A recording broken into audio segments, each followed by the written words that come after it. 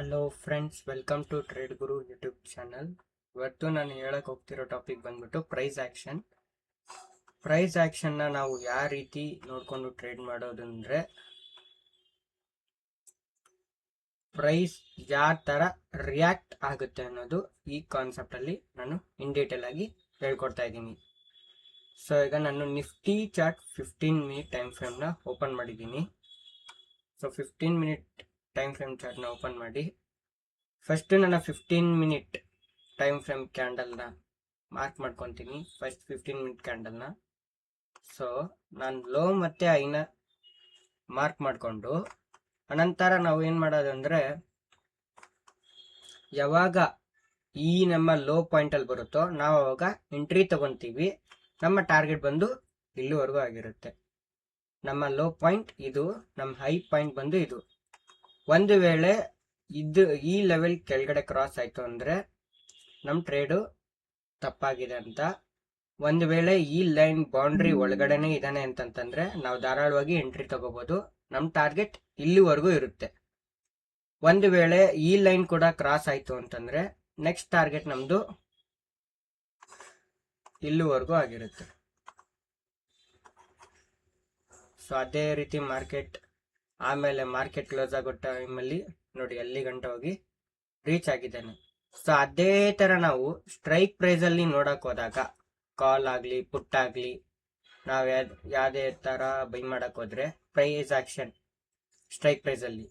So ಅದೇ ತರ first 15 minute candle ನ ಫಸ್ಟ್ ಮಾರ್ಕ್ ಮಾಡ್ಕೊಳ್ಳೋಣ. 15 ಮಿನಿಟ್ ಕ್ಯಾಂಡಲ್ ನಾವು ಮಾರ್ಕ್ ಮಾಡ್ಕೊಂಡಾದ್ಮೇಲೆ ನಾನು ನಿಮ್ಗೆ ಹೇಳಿದೀನಿ, ಯಾವಾಗ್ಲೂ ನಮ್ ಎಂಟ್ರಿ ಯಾವಾಗ ಇರುತ್ತೆ ಅಂದ್ರೆ ಈ 15 ಮಿನಿಟ್ ಕ್ಯಾಂಡಲ್ ಕೆಳಗಡೆ ಲೋ ಅಲ್ಲಿ ಫಸ್ಟ್ ಮಾರ್ಕ್ ಮಾಡ್ಕೋಬೇಕು. ನಮ್ಮ ಲೋ ಯಾವ್ದಾಗಿದೆ ಅಂತಂದ್ರೆ 82 rupees ನಮ್ಮ ಲೋ.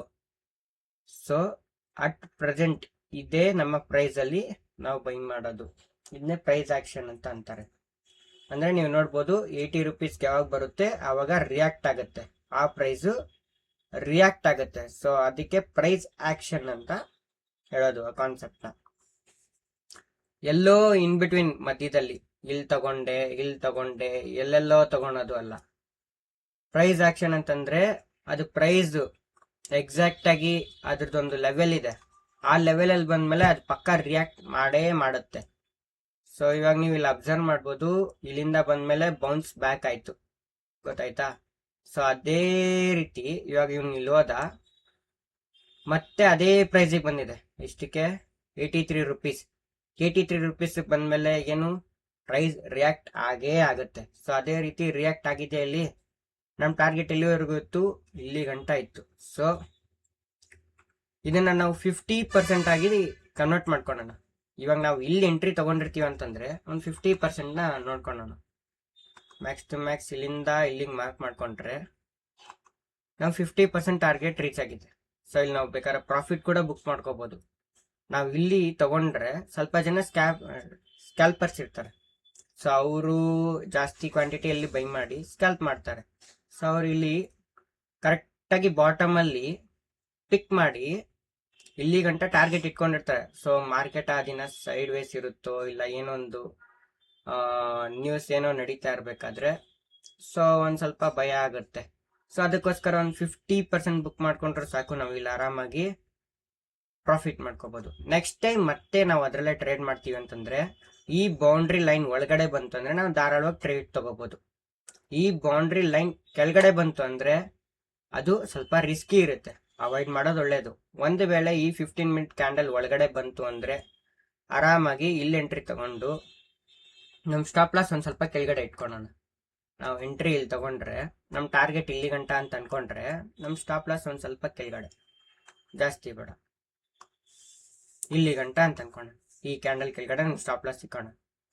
ಒಂದು ವೇಳೆ ಈ ಕ್ಯಾಂಡಲ್ ಕೆಳಗಡೆ ಹೋಯ್ತು ಅಂದ್ರೆ ವೇಸ್ಟ್. ಈ 15 ಮಿನಿಟ್ ಕ್ಯಾಂಡಲ್ ಒಳಗಡೆ ಬಂದಿದ್ದಾನ, ಎಂಟ್ರಿ ತಗೋಬಹುದು. ಸ್ಟಾಪ್ ಲಾಸ್ ಇಲ್ಲಿ, ಟಾರ್ಗೆಟ್ ಇಲ್ಲಿ ಗಂಟ. 50% ಬೇಕಾದ್ರೆ ಇಲ್ಲಿ ಬುಕ್ ಮಾಡ್ಕೊಳ್ಳೋಣ.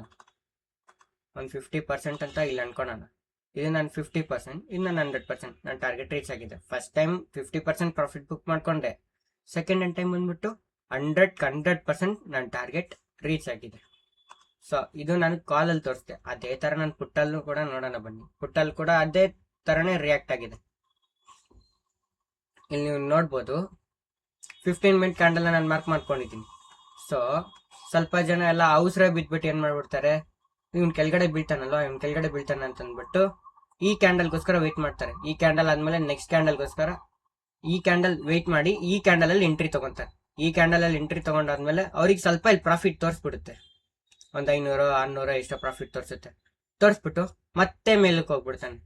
ಸೊ ಅಲ್ಲಿ ಅವ್ರಿಗೆ ಲಾಸ್ ನಡೀತಾ ಇರುತ್ತೆ. ಮತ್ತೆ ಅವರು ಸ್ವಲ್ಪ ಜನ ಲಾಸ್ ಬಂದಿದ ತಕ್ಷಣ ಫಿಯರ್ ಔಟ್ ಆಗ್ಬಿಟ್ಟು ಎಕ್ಸಿಟ್ ಆಗ್ತಾರೆ. ಸ್ವಲ್ಪ ಜನ ಗೊತ್ತಿರುತ್ತಲ್ಲ ಈ ಡೈರೆಕ್ಷನ್ ಹೋದ್ಮೇಲೆ ಮತ್ತೆ ಸೆಲ್ಲರ್ಸ್ ಕ್ವಿಕ್ ಆಕ್ಟಿವ್ ಆಗ್ತಾರೆ. ಸೊ ಅವ್ರು ಸೆಲ್ಲಿಂಗ್ ಮಾಡೇ ಮಾಡ್ತಾರೆ ಅಂತ ಅಂದ್ಬಿಟ್ಟು ಸ್ವಲ್ಪ ಜನ ಹೋಲ್ಡ್ ಮಾಡ್ತಾರೆ. ಸೊ ಅವ್ರಿಗೆ ಗೊತ್ತಿರುತ್ತೆ ಮಾರ್ಕೆಟ್ ಇವಾಗ ನೆಗೆಟಿವ್ ಸೈಡ್ ಇದೆ, 100% ಬಿದ್ದೇ ಬೀಳುತ್ತೆ, ನನ್ನ ಟಾರ್ಗೆಟ್ ರೀಚ್ ಆಗೇ ಇರುತ್ತೆ ಅಂತ ಸ್ವಲ್ಪ ಜನ ಹೋಲ್ಡ್ ಮಾಡ್ತಾರೆ. ಸ್ವಲ್ಪ ಜನ ಯಾರ್ಯಾರು ಭಯ ಇರುತ್ತೆ ಅವ್ರು ಕ್ವಿಕ್ ಆಗಿ ಎಕ್ಸಿಟ್ ಮಾಡ್ಕೊಂತಾರೆ. ಸೊ ನಾವು ಎಂಟ್ರಿ ಯಾವಾಗ ತಗೋಬೇಕು ಅಂತಂದಾಗ, ಇದನ್ನ ನೀವು ಸೆಲ್ಲಿಂಗ್ ಮಾಡ್ತೀರಾ ಅಂತಂದ್ರೆ ಈ ಪುಟ್ ಸೆಲ್ಲಿಂಗ್ ಸ್ವಲ್ಪ ಜನ ಸೆಲ್ ಮಾಡ್ತಿರ್ತಾರಲ್ಲ, ಸೊ ನಾವು ಇಲ್ಲಿಂದ ಸೆಲ್ಲಿಂಗ್ ಮಾಡಿದ್ರೆ ನಮ್ ಟಾರ್ಗೆಟ್ ಇಲ್ಲಿ ಗಂಟ ಇರುತ್ತೆ. ಸೊ ಅದೇ ರೀತಿ ನಾವು ಇದ್ರ ಸ್ಟಾಪ್ ಲಾಸ್ ಇಲ್ಲಿ ಒಂದ್ ಸ್ವಲ್ಪ ಮೇಲೆ ಇಟ್ಕೊಳ್ಳೋಣ.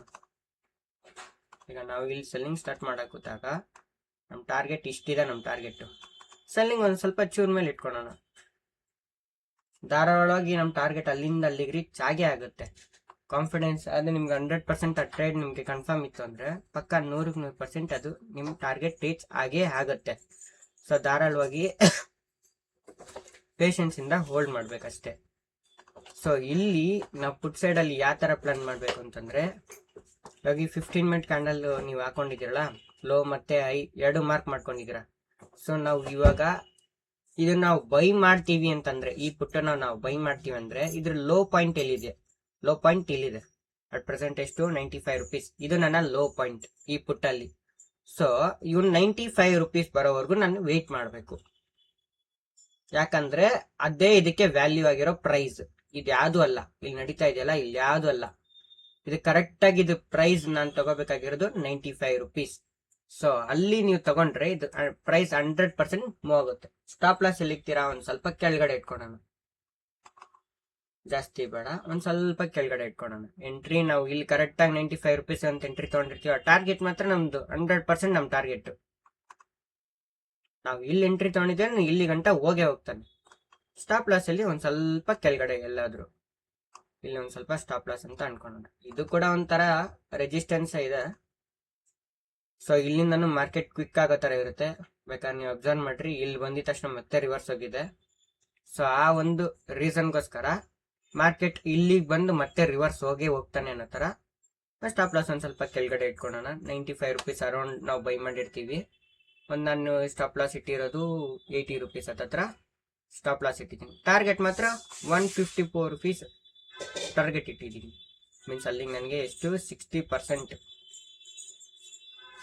ಅಲ್ಲಿ ಗಂಟ ಹೋಗುತ್ತೆ. ಸೊ ಇದು ಪ್ರೈಸ್ ಆಕ್ಷನ್ ಕಾನ್ಸೆಪ್ಟ್ ಆಗಿರುತ್ತೆ. ಸೊ ಈ ರೀತಿ ನಾವು ಆರಾಮಾಗಿ ನೋಡ್ಕೊಂಡು ಟ್ರೇಡ್ ಮಾಡ್ಬೋದು.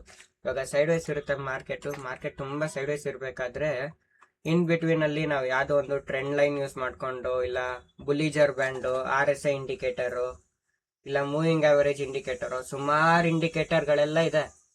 ಆ ಇಂಡಿಕೇಟರ್ ಟ್ರೇಡ್ ನೋಡ್ಕೊಂಡು ನೀವು ಟ್ರೇಡ್ ಮಾಡಿದ್ರೆ ಒಂದ್ ಸ್ವಲ್ಪ ಒಡಿಸ್ಕೊಂತೀರ. ಯಾಕಂದ್ರೆ ಇವಾಗ ಒಂದ್ ಸ್ವಲ್ಪ ಮಾರ್ಕೆಟ್ ತುಂಬಾ ಸೈಡ್ ವೈಸ್ ಇರೋದ್ರಿಂದ, ಮತ್ತೆ ವರ್ಲ್ಡ್ ಇರಾನ್ ಮತ್ತೆ ಅಮೇರಿಕಾದು ವರ್ಲ್ಡ್ ವಾರ್ ನಡೀತಾ ಇದೆಯಲ್ಲ, ಸೊ ಇವರಿಬ್ಬರದಿಂದ ಸ್ವಲ್ಪ ಮಾರ್ಕೆಟ್ ಅನ್ಸರ್ಟೆನಿಟಿ ಆಗಿರೋದ್ರಿಂದ ಮಾರ್ಕೆಟ್ ಯಾವ ಕಡೆ ಡೈರೆಕ್ಷನ್ ಹೋಗ್ಬೇಕು ಅಂತ ಅದು ಕೂಡ ಸ್ವಲ್ಪ ಕನ್ಫ್ಯೂಸ್ ಆಗಿ ಇಲ್ಲೇ ಸ್ವಲ್ಪ ಸೈಡ್ ವೇಸ್ ಆಗೋದ್ರಿಂದ ಇನ್ ಬಿಟ್ವೀನ್ ಅಲ್ಲಿ ಟ್ರೇಡ್ ಮಾಡೋದು ತಪ್ಪು ಅಂತ. ಯಾವಾಗ ನಿಮ್ಗೆ ನೀವು ಅನ್ಕೊಂಡ್ರ ಲೆವೆಲ್ ಬರುತ್ತೆ ಗೊತ್ತಾ, ಅವಾಗ ಬೈ ಮಾಡ್ಬೇಕು. ಇಲ್ಲೆಲ್ಲೋ ಬೈ ಮಾಡಿದೆ, ಇಲ್ಲಿ ಬೈ ಮಾಡ್ಬಿಟ್ಟು ಇಲ್ಲಿ ಸ್ಟಾಪ್ ಲಾಸ್ ಇಟ್ಟೆ. ಸೊ ಆ ತರ ರಿಸ್ಕು ಈ ಟೈಮಲ್ಲಿ ತಗೊಳೋದು 100% ರಿಸ್ಕು. ನಿಮ್ ಕ್ಯಾಪಿಟಲ್ ಎಲ್ಲ ವೈಪೌಟ್ ಆಗುತ್ತೆ. ಆಮೇಲೆ ಮೈಂಡ್ ಕೂಡ ಡೈವರ್ಟ್ ಆಗುತ್ತೆ. ಆ ಲಾಸ್ ರಿಕವರಿ ಮಾಡೋಣ, ಈ ಲಾಸ್ ರಿಕವರಿ ಮಾಡೋಣ ಅಂತ ಅಂದ್ಬಿಟ್ಟು ಮತ್ತೆ ಟ್ರೇಡ್ ತಗೊಂತೀರಾ, ಮತ್ತೆ ಲಾಸ್ ಮಾಡ್ತೀರಾ. ಸೊ ಬೇಡ. ಪ್ರೈಸ್ ಆಕ್ಷನ್ ಕಾನ್ಸೆಪ್ಟ್ ಇವಾಗ ನಾನು ಹೇಳ್ಕೊಟ್ಟಿದ್ದೀನಿ ಯಾವ ರೀತಿ ಟ್ರೇಡ್ ಮಾಡ್ಬೇಕು ಅಂತ. ಇವಾಗ ಒಂದು 15 ಮಿನಿಟ್ ಕ್ಯಾಂಡಲ್ ಹಾಕೊಂಡಿರ್ತೀರಾ, ಲೋ ಮತ್ತೆ ಹೈ ಪಾಯಿಂಟ್ ನ ಮಾರ್ಕ್ ಮಾಡ್ಕೊಂಡಿರ್ತೀರಾ. ಸೊ ಅದು ಯಾವಾಗ ನಿಮ್ಗೆ ಲೋ ಪಾಯಿಂಟ್ ಅಲ್ಲಿ ಬರುತ್ತೆ ಗೊತ್ತಾ, ಆ ಟೈಮಲ್ಲಿ ನೀವು ಬೈ ಮಾಡಿ.